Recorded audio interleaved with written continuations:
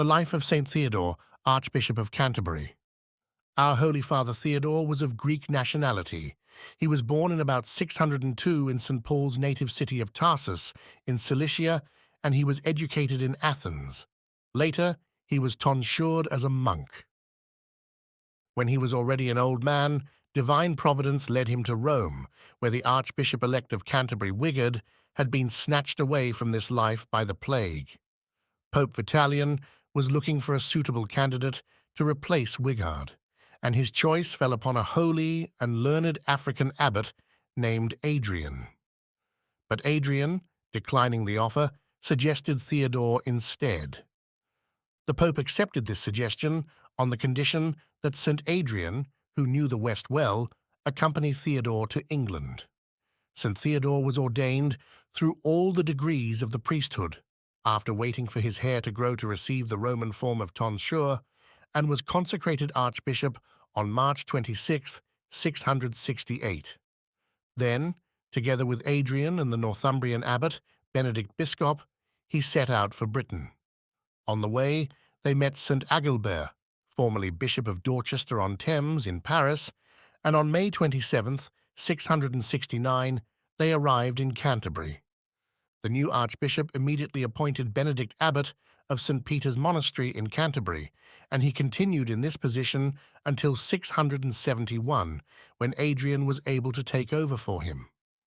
In spite of his advanced age and the fact that he was a complete stranger to his semi-barbarian diocese, St. Theodore acted with great vigor and success in the remaining 22 years of his earthly life, becoming, as the Venerable Bede writes, the first archbishop whom the whole of the English Church obeyed. He convened councils, consecrated bishops, disciplined offenders, and travelled the length and breadth of the land on horseback. Together with St. Adrian, he founded the famous School of Canterbury, at which Greek, Latin, theology, literature, science, and mathematics were taught, and which became the main fount of learning for English churchmen until the time of St. Bede. It was thus under his leadership that the English Church entered upon the golden age of her existence, begetting a multitude of saints of both sexes and every station of life. Monastic life in particular reached a high pinnacle of excellence, and within a few years of St. Theodore's repose, hundreds of English monks and nuns were pouring out of their newly enlightened homeland to bring the light of Christ to their still benighted kinsmen in Holland and Germany. One of St. Theodore's main problems was how to relate to the Celtic Christians of the north and west of Britain who refused to accept the Roman Byzantine Paschalian. The Synod of Whitby, which was convened in 664 just before the coming of St. Theodore, had decided in favor of the Roman Byzantine Paschalian and against the Celtic Paschalian. But many of the Celts, believing their tradition to be more authentic, refused to accept this decision and remained in schism from the English Church. St. Theodore applied the canons concerning schismatics to those who rejected the Synod of Whitby. When Celtic bishops sought refuge in the English Church, he corrected their consecrations before accepting them as bishops, and all English Christians who received communion in the schismatics' churches were subject to excommunication for 1 year. It was under his presidency that the Council of Hertford in 672, the first all-English council, decreed in its first canon, that we all in common keep the holy day of Pascha on the Sunday after the 14th moon of the first month, and always after the Jewish Passover. By the end of the 670s, there were 12 bishops who accepted Theodore's authority in England.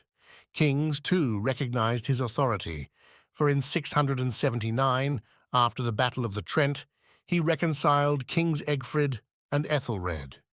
And towards the end of his life, in 686, he was reconciled with St. Wilfrid, Archbishop of York, who had appealed to Rome against one of his decisions in the north of the country.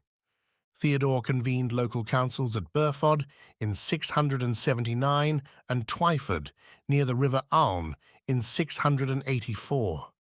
But the most important was the Synod of Hatfield in 679, at which the heresy of monothelitism was condemned, and, in Bede's words, the bishops of the island of Britain united to proclaim the true and orthodox faith.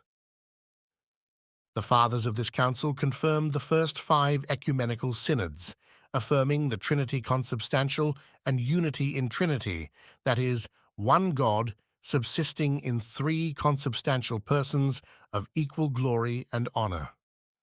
Although the text of this council, as it has come down to us, contains the words, "and the Holy Spirit ineffably proceeding from the Father and the Son," the Orthodox scholar Adam Zernikow of Chernigov established in 1682 that the words "ineffably" and "from the Son" had been inserted at a later date. Of particular importance for later generations was the collection of canons, known as Theodore's Penitential, which, though not written by St. Theodore himself, contained decisions made by him. These decree, for example, that while no man may leave his lawful wife except on account of fornication, there are other causes which may lead to the dissolution of marriage and the possibility of remarriage, including cases of captivity, penal slavery, and permanent abandonment. In the next century, Archbishop Egbert of York wrote, "It is since the times of St. Theodore that not only the clergy in the monasteries, but also the laity with their wives and families, would resort to their confessors and would wash themselves of sin through tears, community life, fasts, vigils, prayers, and alms during the full 12 days before the Nativity of Christ, and so purified would receive the Lord's communion on his nativity." St. Theodore reposed on September 19th, 690, at about the age of 87. He was buried close to St. Augustine, the first Archbishop of Canterbury, in the monastery of the Holy Apostles Peter and Paul in Canterbury.